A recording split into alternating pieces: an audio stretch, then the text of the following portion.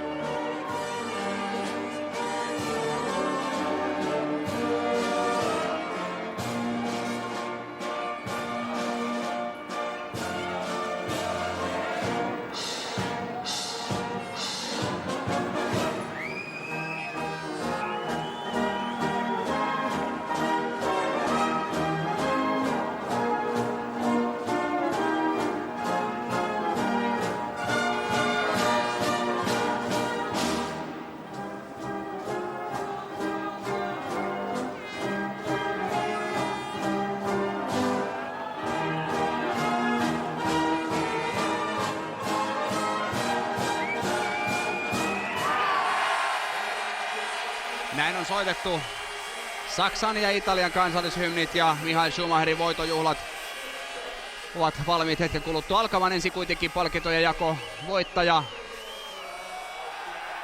nostaa oman pyttynsä pään päälle kohti kirkasta aurinkoa.